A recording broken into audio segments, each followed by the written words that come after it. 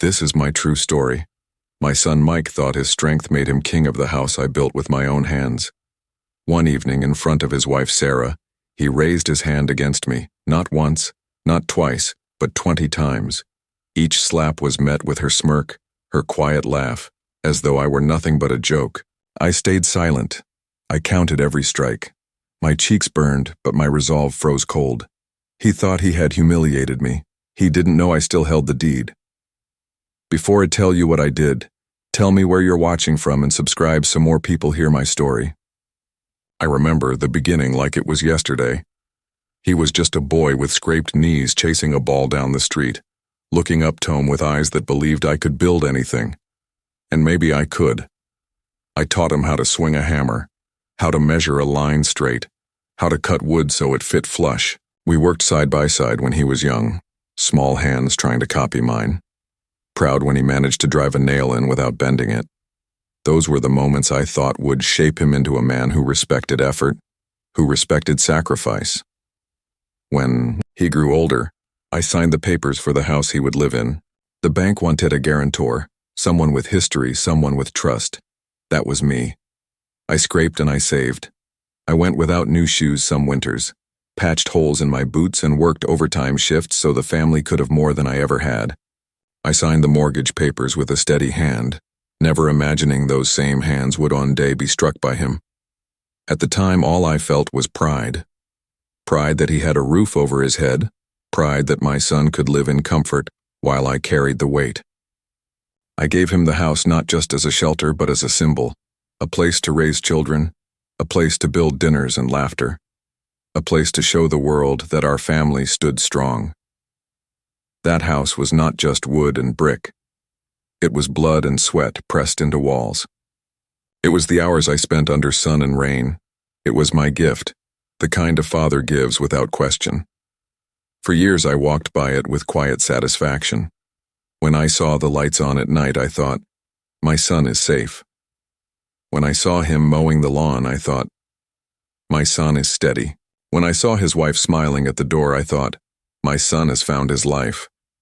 And I believed, foolishly perhaps, that gratitude was hidden somewhere in his chest, even if he never said it aloud. But the truth grew heavier with time. The house that was supposed to be a gift became my grief. He forgot where it came from. He forgot whose signature opened the door.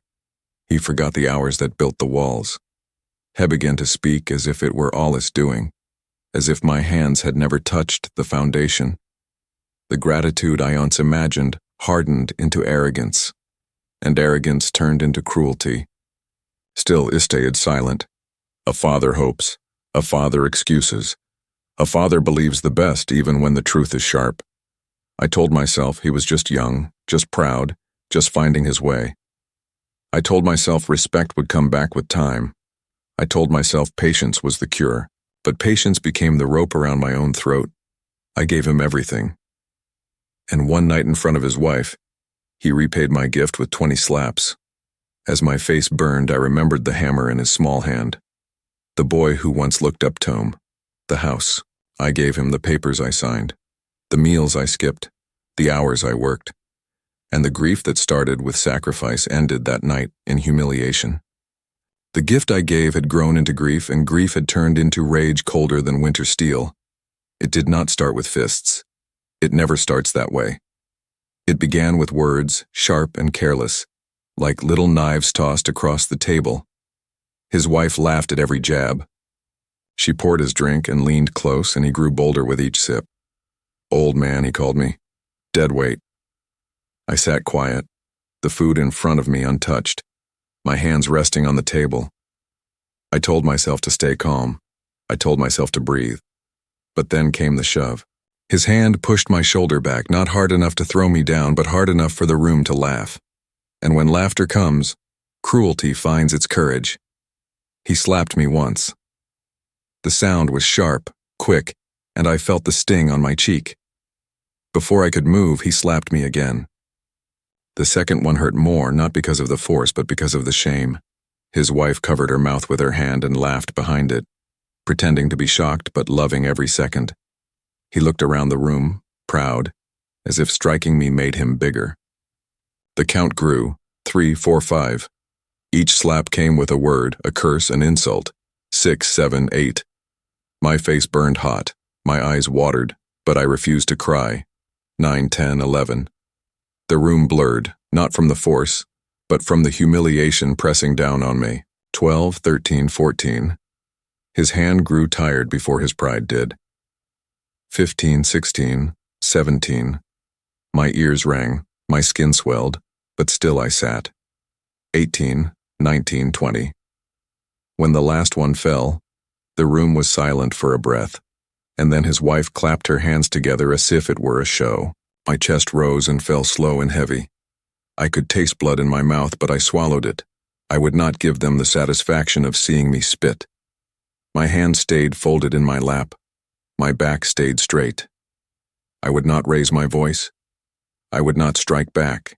I sat still and silent while they laughed. They thought my silence meant weakness. They thought mistleness meant defeat. But what they did not see was the fire in my chest turning to ice. That hour, that ugly hour, was the longest of my life. Every slap was not just skin on skin. It was a memory erased. It was respect destroyed. It was 30 years of sacrifice spat on the floor. He did not just hit me 20 times. He hit every nail I drove, every dollar I saved, every hour I worked. And when it was over, I rose from the table, nodded once, and walked out the door. No shouting, no begging, just silence. But in that silence, a decision began to form. The slaps ended that night, but the shame did not. Bruises fade, swelling goes down, but humiliation does not heal with time. It follows you. It clings to you. It waits in every corner of the street. The next morning, when I stepped outside, I saw neighbors standing on their porches. They looked at me, then looked away too quickly. Some shook their heads, some whispered. The sound of my humiliation had traveled faster than the morning wind. I pulled my old coat tighter around me, not because I was cold, but because I felt stripped bare. His wife made sure of it. She had pulled out her phone that night, smiling at the camera as if it was a party. A video here, a picture there, a caption written with smugness. Respect your elders. Not in this house, she laughed when she posted it. Her friends laughed in the comments. By morning, more people had seen it than I ever wished would. What happened inside, those walls had spilled out into the street, and the street carried it further than any fist could reach. The house I built, the one I signed for, the own I gave him, became a stage for me degradation. Once that home was my pride, now it was my prison. Every brick that stood strong now mocked me. Every wall that once sheltered me now felt like it trapped me in shame. I could feel the weight of the roof pressing down on my shoulders, heavier than any hammer I ever swung. Neighbors who used to nod politely stopped coming by. Friends who once visited found excuses to stay away. Even family members spoke to me differently. Their voices carried pity, not respect. Their eyes held shame, not warmth. It was not just the slaps, it was the public knowing. It was the fact that what should have been private, what should never have happened at all, was now common knowledge. And I wore it on my face each time I walked outside. I heard children whispering as I passed. I heard adults lower their voices when I drew near. The sting of his hand had faded from my cheek, but the sting of their whispers lived fresh in my ears. I felt like a man stripped of his place. The father who built, the father who gave, the father who sacrificed gone, replaced by the old man who had been slapped 20 times by his own son. That was my name now. That was my title. That was what they thought of me. Inside, the silence was worse. He walked through the house as though nothing had happened. His wife smiled at him and brushed past me like I was nothing more than furniture. They laughed together in the kitchen, the sound carrying down the hall, filling the home with a joy that cut me deeper than the slaps ever did. They acted as though my pain was a joke, a story to share, a thing to be proud of. I could hear them through the walls, their laughter louder than any storm. That house, the one I gave, had turned against me. It no longer felt like home. It felt like proof of my own foolishness. Proof that I had given too much. Proof that I had trusted too blindly. Proof that I had mistaken arrogance for strength. And as the days passed, the shame grew, not smaller. Each whisper, each laugh, each glance added weight to my chest. But shame has two faces. One is pain. The other is clarity. And as I carried the first, the second began to grow. They had turned my gift into a stage. They had turned my silence into a joke. They had turned my dignity into ashes. But they had forgotten one thing: the papers, the deed, the title. The house he thought was his kingdom was still mine on paper. He had mocked me inside walls I still controlled. And as the world laughed, I began to plan. That night, when the house grew quiet, I did not sleep. I sat at the old wooden table with only a lamp burning. The light was soft, yellow against the walls, but my heart was hard and cold. I pulled the shoebox from under my bed. It was the same shoebox I'd kept for decades, filled with the papers of my life. Old letters, old receipts, but most important, the deeds and titles. I placed them on the table one by one and spread them out like cards in a game. My hands trembled, but not from fear. They trembled from the weight of what I held. There it was. The title of the house. His house. The one he bragged about. The one he slapped me inside of. The one his wife laughed in. I stared at the paper for a long time. His name was not on it, mine was. He thought it belonged to him, but the law said otherwise. The mortgage was mine. The guarantee was mine. The property was mine. The same hands he struck were the same hands that still owned every brick of the house he walked through. I thought back to the day I signed those papers. I had stood tall then, proud to give him something I never had. I believed I was building his future. I believed I was giving him stability. But looking at the title now, I saw it differently. It was not a gift anymore. It was a chain he had wrapped around my neck, tightening with each slap, each insult, each smirk from his wife. But chains can be broken, and I realized that night I held the key. I sat for hours reading every line of the papers. My eyes followed the words slowly, carefully. I wanted no mistake. I wanted no doubt. Every clause, every signature, every stamp reminded me that the house was mine, not his. My heart steadied with each word. The law was on my side. The world had mocked me, but the law would not. The law would listen to my ink the way it listened to my son's laughter, and that gave me strength. I closed the shoebox, placed the title on top, and rested my hand on it. My fingers pressed into the paper until I could feel my pulse in them. For the first time since the slaps, I did not feel powerless. I felt control returning, slow and quiet, like water filling an empty cup. They thought they had broken me. They thought they had stripped me of dignity. They thought they had turned me into nothing but a joke. But in that moment, looking at the title, I knew something they did not know. The joke was theirs. The papers were not just words on a page. They were weapons sharper than fists. They were hammers heavier than hands. My son had forgotten who signed his life into existence. He had forgotten who placed the roof over his head. He had forgotten that the same old man he slapped 20 times was the same old man the law still recognized as the true owner of his world. And that night I remembered. I folded the title carefully, slid it back into the shoebox, and closed the lid. My decision was not loud. It was not fiery. It was not rushed. It was cold, like ice forming on a still pond. Tomorrow I would act. Tomorrow I would remind him of the truth. The house he thought washes was still mine, and I would take it back. When the shoebox was back under my bed and the lamp turned low, I sat in the dark and thought of all the choices I had. I could have screamed that night when his hand struck me. I could have called the police. I could have run to neighbors, shown them the bruises, begged for their help. But noise does not build respect. Screaming does not repair dignity. The louder a man fights, the smaller he looks when no one listens. I had been made small once at that table in front of his wife, in front of their laughter. I would not be made small again. So I chose silence. Silence is colder. Silence lasts longer. Silence does not fade like a bruise. My son thought his fists made him powerful. His wife thought her smirk made her clever, but neither of them knew the weight of paper. Neither of them knew how cold and sharp a signature could be. They had mocked me on floors I built, under a roof I paid for, inside walls that bore my name. If my humiliation happened there, then my revenge would happen there too. I thought of the house itself. Every nail I hammered, every beam I lifted, every shingle I placed, it was all work meant for his comfort. And he turned that gift into a stage for violence. The thought burned me at first, then it froze. My decision came like winter, slow, steady, without mercy. Winter does not shout when it takes the land. It creeps in, covers everything, and leaves nothing untouched. That was how I would answer him. I could see it already. The look on his face when he returned home and found his life gone. The anger in his voice when the locks no longer opened for him. The confusion in his wife's eyes when furniture was carried out. When strangers walked through her kitchen, when the world they built on my back crumbled into dust. They would know then what they refused to know before. The hand that gives can also take away. My decision was not revenge for the pain in my cheek that would heal. My decision was for the dignity they had tried to steal. A father can forgive a mistake. A father can forgive pride, but a father cannot forgive 20 slaps and the laughter of a wife who clapped while it happened. That was not just cruelty, that was contempt. And contempt deserves consequence.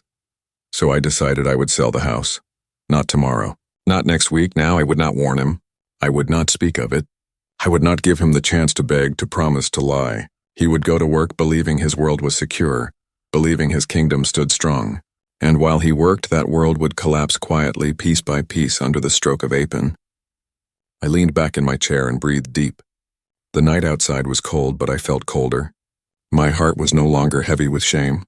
It was steady with purpose. That is when I knew my choice was final. Like winter, it would not be stopped. Tomorrow I would walk into my lawyer's office, place the title on his desk, and start the quiet storm that would strip my son of the house he thought was his. The slaps were his gift, Tom. The silence afterward was mine to him, but the house was mine to take. The next morning I woke before the sun. The house was still. The air was sharp and cold. I put on the same coat he once mocked, brushed the dust from my shoes, and tucked the shoebox under my arm. My steps were slow but steady as I walked down the street. Each crunch of gravel under my feet felt like a drumbeat in my chest. I was not walking to work. I was not walking to beg. I was walking to reclaim what was mine. At the lawyer's office, the heat from the radiator filled the room, but I still felt the cold of my resolve. The lawyer was a man I had known for years.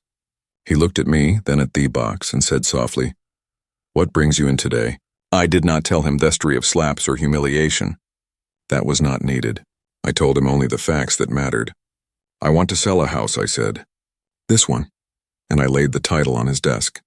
His eyes studied the paper. Then he nodded. "It is in your name. We can proceed."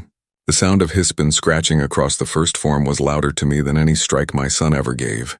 With each page the plan unfolded, the listing, the contracts, the trust, the buyers. There was nothing loud or violent in the room, just the slow, steady sound of legality. Where my son had used fists, I used ink. Where he used laughter, used silence. We arranged it clean and precise. No loopholes, no cracks for him to crawl back through. The sale would be immediate.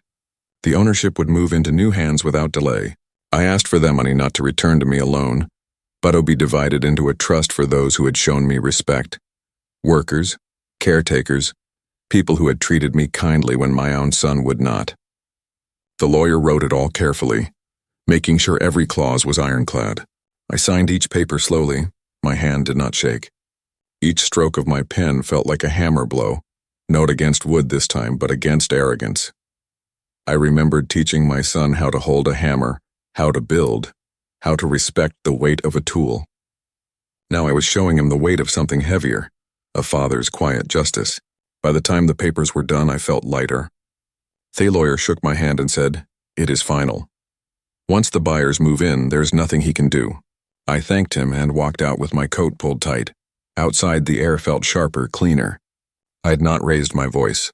I had not struck back, but I had struck something far deeper. I thought of my son at work, laughing with his friends, bragging about his life, sure that his home would always be his. He did not know that at that very hour strangers were walking through the rooms he thought he owned, looking at walls, opening closets, planning where their children might sleep. He did not know that the very house he raised his hand in was already slipping from his grasp. The legal thread was woven tight, and he had no scissors sharp enough to cut it. His fists could not undo signatures. His pride could not erase stamps. His laughter could not rewrite the law. The house was mine to give, and I had given it away. When I returned home that evening, I sat again at the same wooden table. The shoebox was empty now. The title was gone, passed into the hands of law. My face still carried the faint marks of his slaps, but my chest carried something stronger. The knowledge that I'd answered humiliation not with rage but with permanence. He had left marks on my skin. I had taken the ground from under his feet. The day came quietly.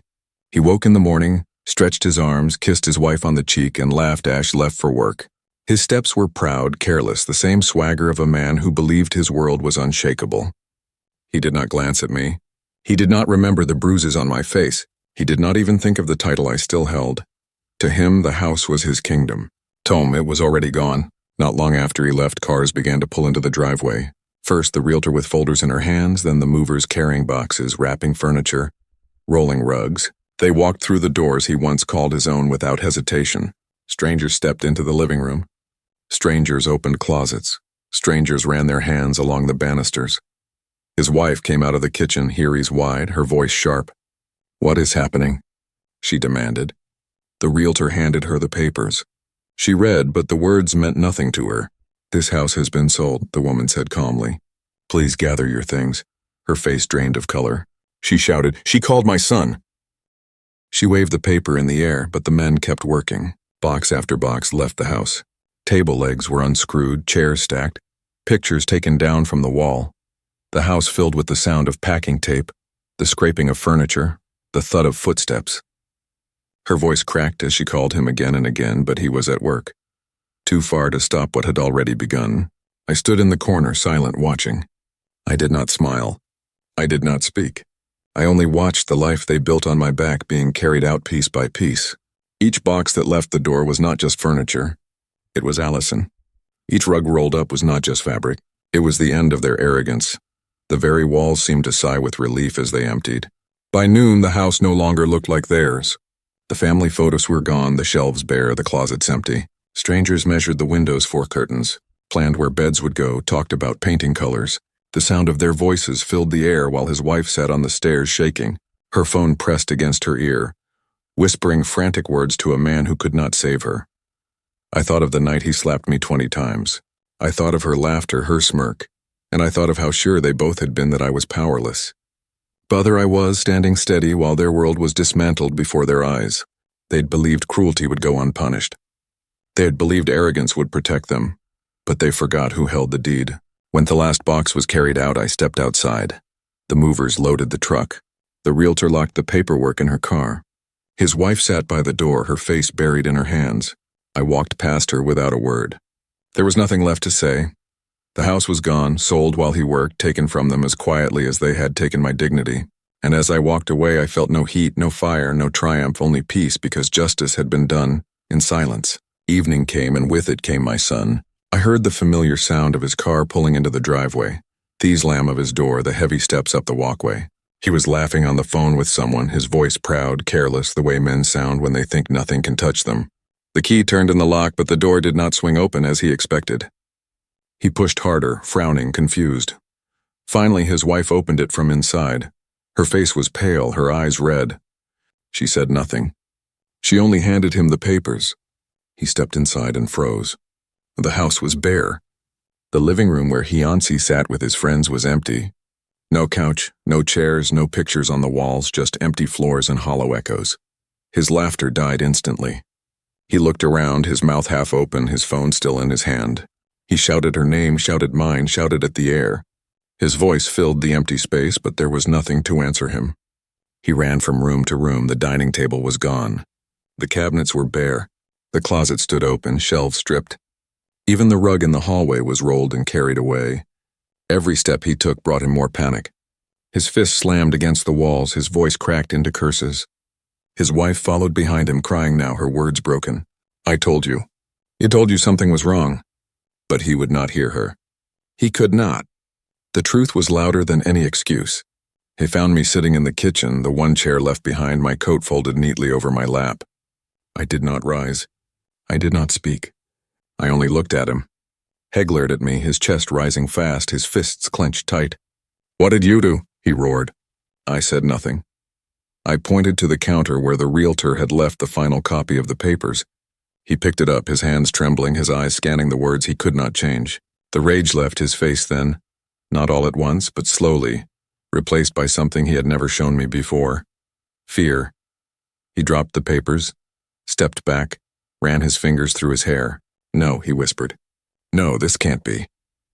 His wife leaned against the wall, her face streaked with tears, her voice low. "It's gone. The house is gone." He turned back to me, his eyes wide, almost begging. "Dad, you can't, you wouldn't, but I already had." His voice cracked. His hands shook, but the silence between us was stronger than his pleading. The silence told him the truth. The silence told him this was final. He tried to argue, tried to shout about rights, about family, about blood, but every word bounced off empty walls. The law had already spoken. His fists could not fight ink. His pride could not undo signatures. His cruelty could not change that the house was no longer his. When the movers returned to finish their work, he tried to block the door, but they showed him the stamped papers. Legal documents are heavier than fists. He stumbled back, helpless, as strangers carried out the last pieces of his life. His wife sank into corner, silent now, broken, and he stood there, a man stripped of everything, watching his kingdom walk out the door. I rose at last, put on my coat, and walked past him. Our shoulders brushed, but neither of us spoke. I left him there, standing in his own ruin, surrounded by nothing but echoes. The house he thought would always be his had slipped away in a single day. Sold while he worked, taken while he loft, gone before he even understood the power he mocked. The house was gone, but the ruin did not stop at the walls. It spread outward like ripples on a pond after a stone has been thrown. Word traveled fast, faster than I imagined. Neighbors who once watched from their windows now whispered in small groups by their fences. They had seen him strike me. They had heard the laughter of his wife. And now they saw the trucks, the movers, the strangers carrying furniture out of the door. Some shook their heads. Some smirked. Some said quietly, "He got what he deserved." Friends who once filled his rooms with noise and drink no longer called. They did not answer his messages. They did not return his visits. They had celebrated in his house, eaten at his table, clapped when his wife mocked me. Now when he needed them, they vanished. Pride does not invite pity. Arrogance does not win allies. He stood alone. His wife, who once smirked as he raised his hand against me, now carried shame heavier than gold. At the store she tried to pay but was turned away. People whispered as she left empty-handed. At gatherings she sat quiet, no longer the woman who laughed the loudest. Her friends distanced themselves, unwilling to stand beside someone who mocked an old man and lost everything in return. Her apologies came in fragments, but they fell flat, spoken too late and too soft. Even at his job, the news followed him. Men he worked with looked at him differently. Some laughed behind his back. Others avoided him, not wanting Toby tied to his disgrace. He had once bragged about the house, the furniture, the parties. Now all of that was gone, and so was the respect. His pride had been built on borrowed walls, and when those walls fell, so did his image. The humiliation he gave me spread back to him tenfold. He could not step outside without feeling ice on him.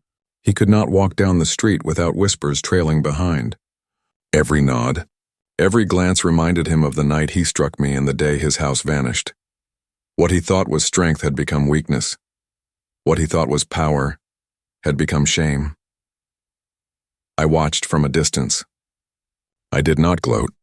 I did not celebrate. I did not need to. The world was delivering the justice I had set in motion. My silence was louder than his fists. Now my decision was heavier than his laughter. He learned the lesson not from my words, but from the emptiness around him. The same neighbors who once saw me as the old man in the worn coat now looked at me differently. Some gave me nods of respect. Some offered quiet words. "You did right." They knew the truth without me ever speaking it. They had seen what he did. They had seen what I did. And they knew the balance had been restored. My son, once surrounded by friends and comfort, now stood in ruin. His wife, once proud and cruel, now tasted the bitterness of silence. The social aftershock was not loud. It was slow, steady, and relentless, and it stripped them of everything they once thought untouchable. I walked away with nothing but my coat and a small bag, yet my chest felt lighter than it had in years. Behind me stood the house I built, now empty of his laughter, empty of his pride, no longer chained to my name. Ahead of me stretched quiet streets lined with whispers, but this time the whispers were not about my humiliation. They were about my justice. They were about a father who had been struck 20 times, mocked in front of strangers, and yet found a way to answer without raising his hand. The house did not vanish. It still stands, its bricks still hold. Its roof still keeps out the rain. Its walls still echo. But it no longer belongs to him. It no longer belongs to the son who believed fists could erase 30 years of sacrifice. It no longer belongs to the wife who smirked as she watched him do it. It belongs to strangers now, Strangers who will treat it with respect because they paid for it with their own labor, not with mine, and that is as it should be. I gave my son everything. I gave him the tools to build, the lessons to live, the home to raise a family in. I gave until there was nothing left to give. And in return, he gave him 20 slaps across the face in front of a woman who laughed. That was his gift. My gift back to him was silence. Cold, unshakable silence. Silence that sold his house while he worked. Silence that emptied his closets. Silence that left him standing in ruins. He will remember that day every time he sees an empty wall. He will remember it every time a neighbor turns away. He will remember it every time he feels the weight of shame pressing on his chest. And he will know it was not anger that ruined him. It was not shouting. It was not fists. It was the hand of the same father he mocked, signing away the very ground he stood on. I still wear my old coat. It keeps me warm. Warmer than the house he lost. Warmer than the pride he wasted. Warmer than the laughter that once cut me deep. That coat is not shame. It is survival. It is proof that I endured winters he could not survive a single day of. It is proof that I bent but did not break. And now when I walk the streets, that coat feels lighter because I carry no humiliation with it anymore. Final thought, he slapped me 20 times on his own floors. I sold those floors while he worked. I watched the life he scorned carried out in boxes, and I left him with nothing but silence. True story.